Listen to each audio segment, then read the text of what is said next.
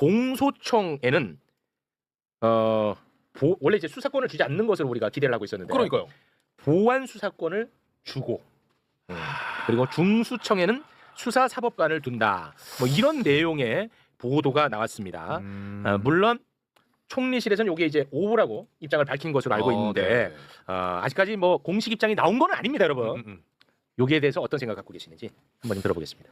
네, 어제 이제 김용민 의원님도 나오셔가지고 어제 그 바람직한 검찰 개혁을 바라는 의원들의 모임에서 기자회견한 내용을 말씀을 하시던데 네. 저희들이 주장하는 것은 세 가지입니다. 첫 번째, 공소청의 검사는 보안 수사권을 비롯한 어떠한 수사권도 가져서는 안 된다. 그것이 수사기소 분리라는 검찰 개혁의 대원칙에 맞는 것이다. 두 번째는 중수청을 또 다른 검찰청으로 만드는 이원적인 조직, 네. 그 수사사법관이라는 것을 설치해서 검사와 수사관이 있는 지금의 검찰청하고 똑같이 만들어서는 안 된다. 그렇지. 세 번째, 검찰개혁 법안은 올 설 전에 이것이 통과가 되어야 한다. 지선 국면으로 들어가면 검찰개혁 법안을 국회에서 심사할 여력이나 동력이 없기 때문에 신속하게 검찰개혁 추진단에서 국회로 보내주셔서 심사할 수 있도록 해달라. 이 세 가지를 어제 기자회견을 했습니다. 네. 그런데 조선일보에서 오늘 공소청 검사에게 보안수사권을 주는 방향으로 추진단에서 입법을 했다. 네. 이렇게 보도가 나서 맞아요. 제가 조선일보는 검찰개혁에서 손을 떼라 이렇게 오늘 페북에 글을 올리고 네. 검찰도 더 이상 더러운 언론 플레이 하지 마라.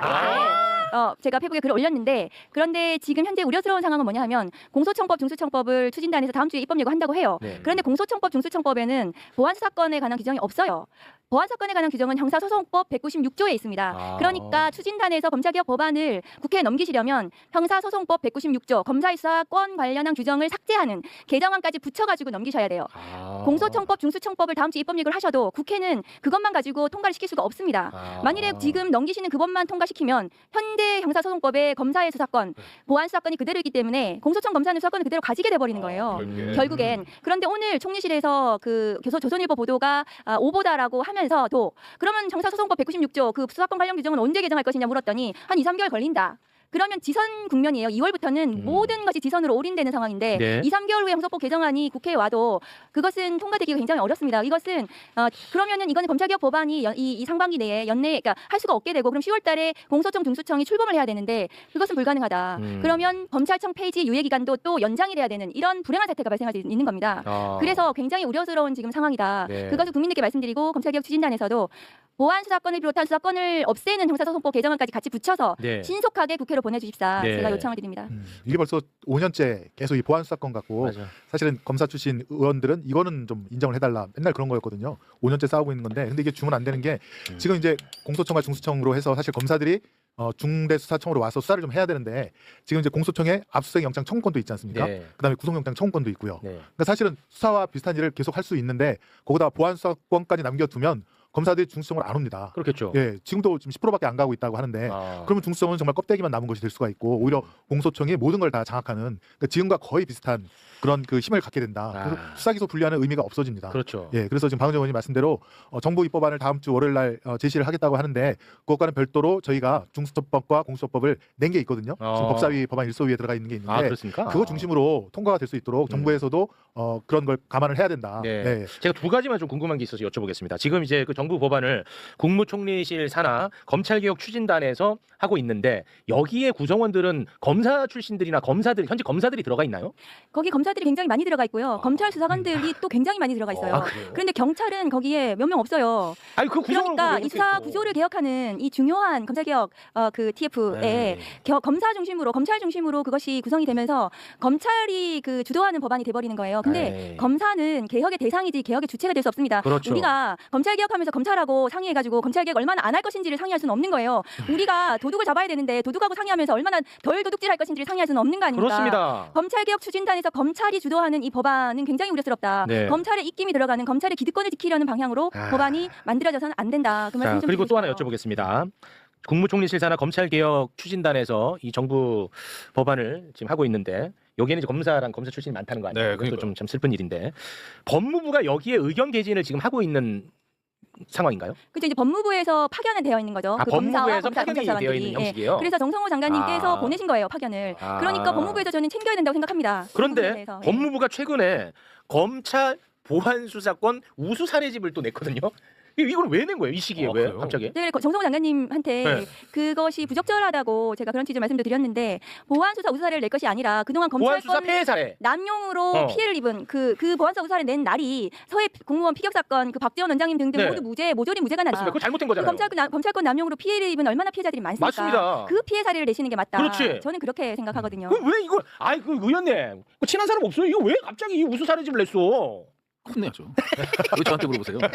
실제로 봤을 때 이제 이게 정말 개혁이라는 게 이만큼 어렵죠. 어렵구나. 네, 그건 맞죠. 예, 그 개혁이 어려운데 그건 맞죠. 그거를 해내는 사람들은 피해를 정말 많이 봐요. 그 당시에 어떻게 개혁을 하면서 목숨을 담보로 하지 않겠습니까? 맞아. 그런데 여기서 밀리면 결국은 이게 보면요. 지금 조선일보 같이 나온 것대로 가면 오히려 지금 대검찰청보다 더 검찰에 힘을 실어주는 게 되거든요. 오히려 더. 예, 그러니까 이제 이 중수청이랑 공소청에서 다 지휘 감독하고 보안 수사권 발동하고 압색 영장 신청할 수 있게끔 하고 뭐 이런 것들이 지금 대검찰에서 하는 것보다는 더 막강한 촘촘한 이런 절차에 따라서 가는 거기 때문에 정말 위험해요. 그렇죠. 그리고 근데 개혁의 결과물이 그렇게 돼버리면 예. 그거에 대해서 비판 동력도 사라집니다. 이제 이제 완전 사라져. 사라져버리죠. 예, 그래서 제가- 이거 정말 위험한 발상인데 저는 왜 민주정부에서 국민주권 정부라고 하잖아요. 국민이 원하지 않아요. 그리고 권력이라는 거는 미래를 두려워하면 안 됩니다. 즉 말하자면 이렇게 갔을 때 이 뭐 중수청이 너무 힘이 비대해진다. 행안부가 너무 비대해진다. 권력이 비대해진다. 권력이 집중화가 일어난다. 네. 이런 거를 두려워하는 순간요. 네. 개혁은 있을 수가 없습니다. 그렇기 때문에 이 두려움을 지금 주무처 장관들이 떨쳐내고 명확한 기준을 갖고 이게 의견을 적극적으로 내야 돼요. 네. 민주당 내에서 검찰개혁 특위에 있었거든요. 제가 특위에서 이제 활동을 했었는데 네. 법안도 만들고 할 때는 굉장히 강력한 검찰개혁을 할 수 있는 법안을 만들었었고 그리고 실제로도 이 보안수사권은 다 삭제해가지고 보냈었습니다. 그런데 지금 이제 범정부 TF에서는 안에서 우리 민주당에서 추천한 인사들도 들어가 있었는데 분위기가 굉장히 달랐다는 겁니다. 그 안에서 실무 작업을 하겠다라고 하면서 법무부에서 파견 나온 검사들이 전부 다 이걸 좌지우지를 하면서 완전 반대쪽으로 갔었다. 그래서 분위기가 굉장히 심상치 않다라는 그래요? 것을 좀 알고는 있었습니다. 아이고. 근데 지금 이제 조선일보에서 이렇게 나오는 거는 이제 간 보려고 한다고 생각하거든요. 이 중에는 뭐 이런 얘기도 있습니다. 대통령의 의중도 뭐 보안수사권을 남긴다는 썰이 있다라는 식으로 아주 모호하게도 좀 나오고 있습니다. 저는 이게 지금 한번 내보내놓고 국민들이 봤을 때 별 반발이 없으면 그대로 갈 거고 만약에 반발을 크게 하면 조금 이제 물러서는 모습을 볼 거라고 보는데 그래서 지금 어제도 굉장히 그 기자회견 너무 기자회견 잘하셨는데 했죠, 네, 오늘부터 그 국회의원님들이 하실 역할이 굉장히 크다고 생각합니다. 국민들도 여기에 대해서 절대 해서는 안 된다라는 좀 반발하는 모습을 크게 보여야지 네. 여기서 그대로 가지 못할 거라고 생각합니다. 야구 시간이 지금 얼마 안 남았거든요. 그렇죠. 월요일까지인데 큰일 났네. 정성 호랑이 장관님, 우리 그동안에 잘 지내왔잖아요. 죄송합니다. 제 소통 중이라서. 양방향입니다. 정성 호랑이 장관님. 아이고 왜 다시 또 원점으로 가시려고 그래? 맞습니다. 사실은 지금은 그 굉장히 디테일한 매뉴얼을 만들어서 이 수사 기소가 분리되고 또 보안 수사권 없이도 제대로 작동이 되도록 하는 그런 한 200페이지 정도의 매뉴얼을 만들어야 되거든요.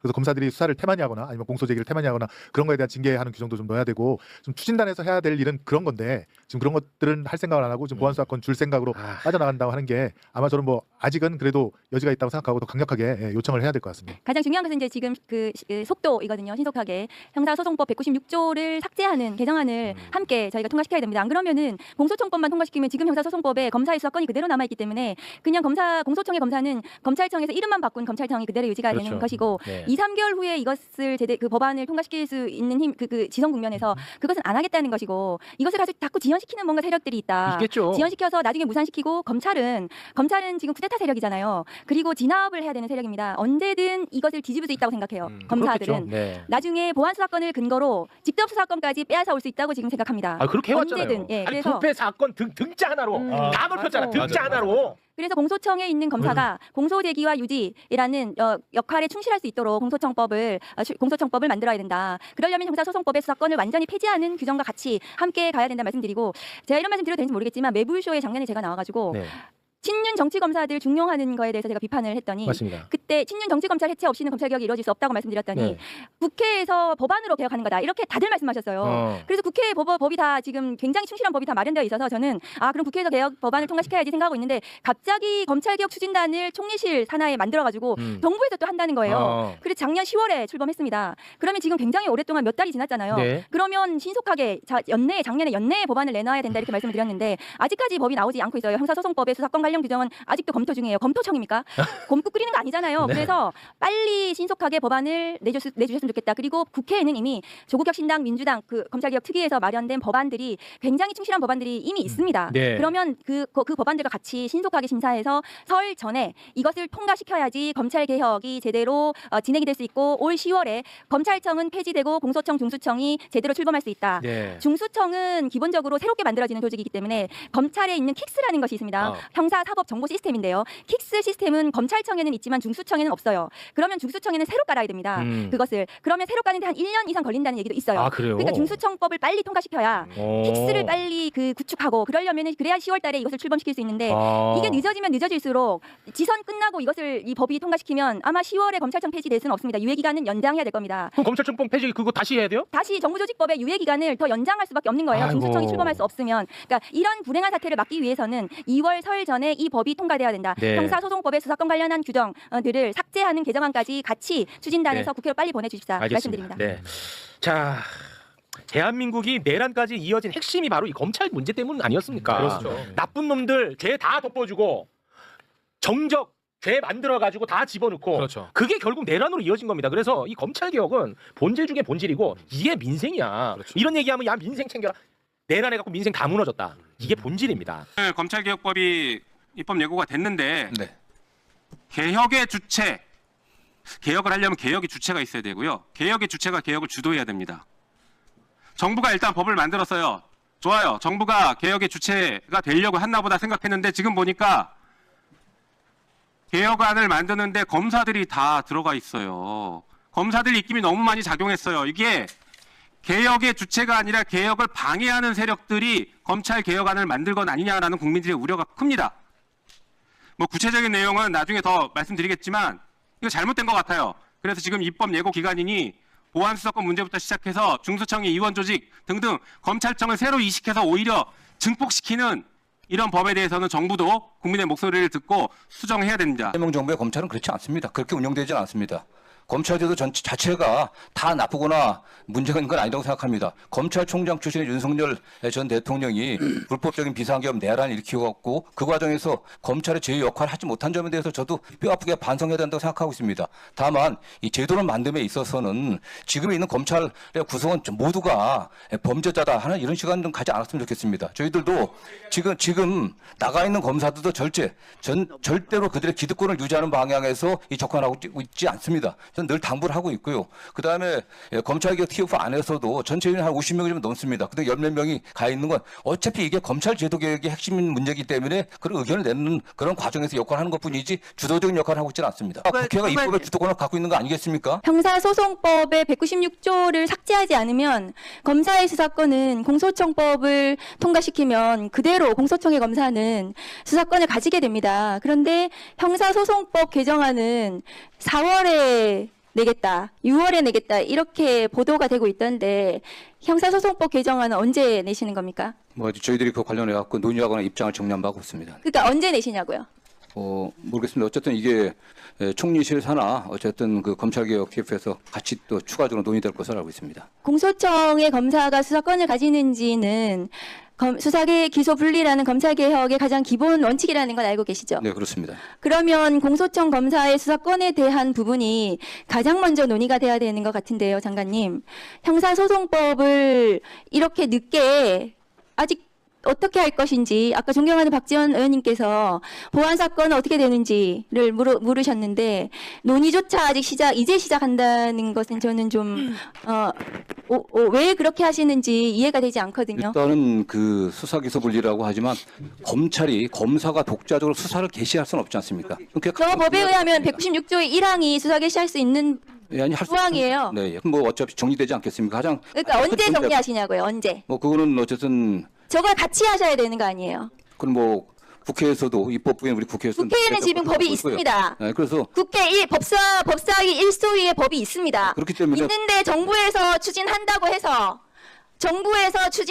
국회는 기다리고 있습니다. 어쨌든 그러면 아직 정부에서 국무총리실 산하 검찰개혁 추진단에서 추진한다고 하셔서 기다리고 있는데 그러면 이 공소청법, 중수청법과 형사소송법은 세트예요. 같이 추진을 해야지 법이 완결되고 수사기소 분리라는 검찰개혁의 이 전체적인 수사구조 개혁과 더불어서 법안이 완성이 되는 거거든요. 그런데 공소청법, 중수청법을 국회 2월에 내셔도 형사소송법이 오지 않으면 그럼 공소청법, 중수청법만 통과시키면 저 196조는 그대로 있기 때문에 검사 검사는 의원님, 수사해도 됩니까? 공소청이나 중수청이 지금 당장 그 출범하는 게 아니지 않습니까? 지금 유예기한이 있기 때문에 10월 1일부터 하기 때문에 언제 되시냐고요? 형사소송법 개정안을. 그건 뭐그 총리실사나 그 검찰개혁 장관님께서 안 챙기십니까? 저희들이 지금 논의하고 있지는 않습니다. 장관님 전혀 모르세요? 저희들이 주도하고 있지는 않습니다. 장관님은 언제 할 것인지 전혀 모르십니까? 저는 일단 이게 가장 조직 준비가 지금 시간이 많이 걸리기 때문에 공소청과 중수청의 조직을 어떻게 할 것인지 크게 대략적인 범위가 업무 범위가 어디까지 공소청 검사의 직무가 어떻게 될 것인지가 가장 중요하겠죠.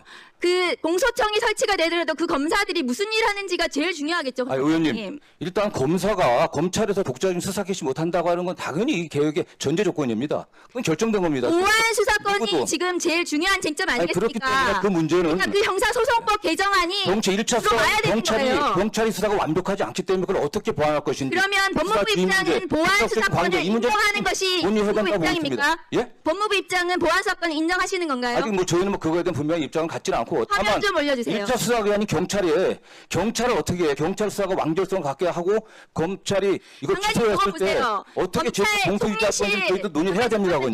총리실 검찰개혁 TF 구성안을 보십시오. 저기 입법지원국에 저기가 아마 검찰개혁 법안 만드는 곳이거든요. 저기가. 그러니까 기획총괄국이나 행정지원국은 법 만드는 곳이 아니에요. 저기에 가 있는 검사들 보세요. 검찰 수사관들 보세요. 검찰 구성원들, 검사와 검찰 수사관이 저기를 지금 장악하고 있어요.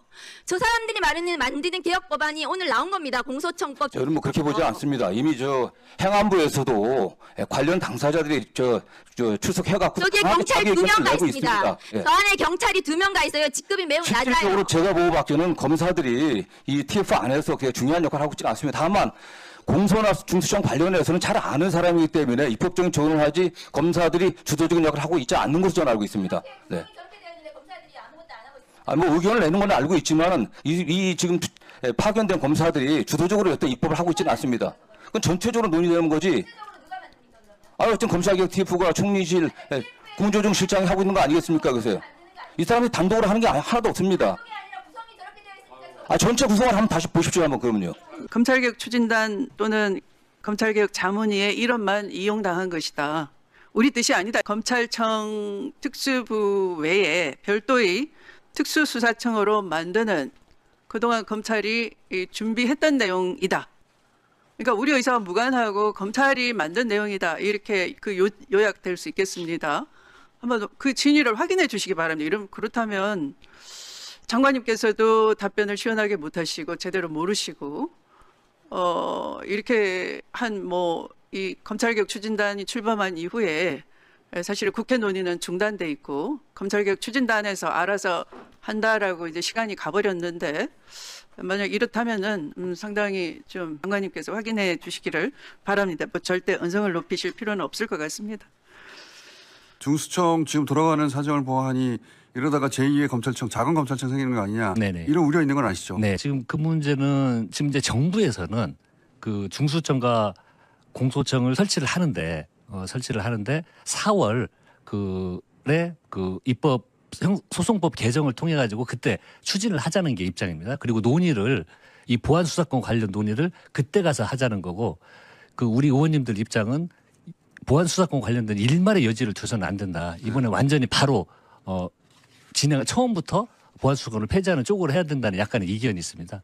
그래서 지금 이제 이런 정부와 우리 의원님들 각 당과 이견이 있기 때문에 좀 이건 법무부하고 우리 법사위 의원님들하고 원내 또 정책위가 모여서 지속적으로 내용을 좀 빨리 조율을 해야 될 것 같아서 제가 당선이 됐으니까 각 주체들을 좀 소집을 해서 바로 논의를 해볼 생각입니다. 어떻게 해결해야 됩니까? 이런 이제 속셈과 의도는 이제 다 드러났게 됐고요. 네. 공식적으로든 비공식적으로든. 그럼 이제 이거 어떻게 해야 됩니까? 이제 속도가 관건인 것 같고. 지금부터는 국민들의 시간이에요. 제가 보기에는 국민들의 여론이 이 부분에 대해서 아이고 뭐 어려운 얘기 뭐 어떻게든 되겠지 뭐 이렇게 무관심하느냐. 예. 아니면 그래도 기사만 보시면서 저들이 하는 진정한 의도가 무엇이고 저렇게 됐을 때 어떤 문제점이 생겼는가를 국민들이 관심을 가지고 지켜보시면서 의사결정 과정에 참여해 주셔야 뭐 다른 거 아닙니다. 댓글 다시고 분노를 표출하시고 그럼 뭐 꼭 집회가 아니더라도 예.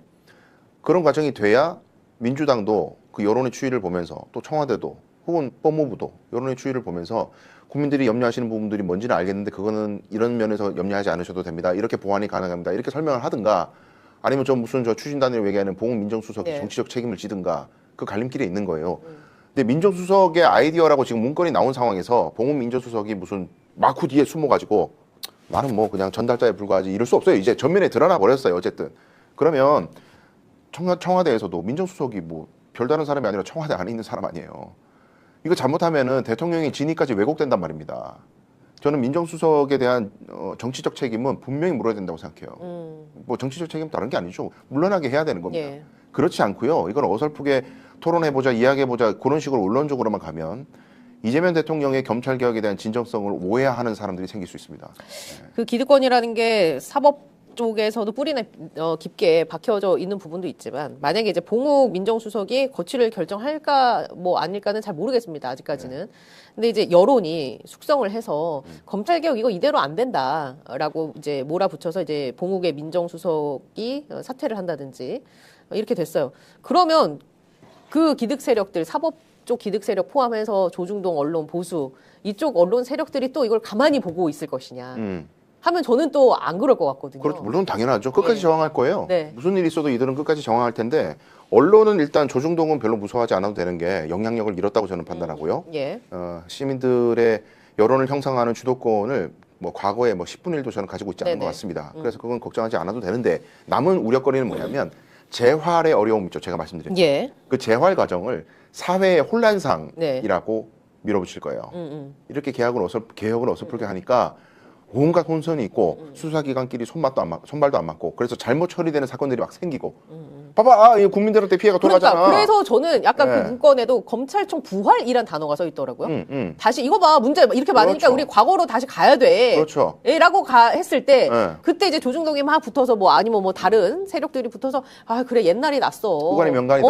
이렇게 이제 가자는 쪽으로 또 나올까 봐. 그리고 심지어는 맞아요. 혹시나 언제가 될지 모르지만 국민의힘이 정권을 잡는다고 생각을 해보면요.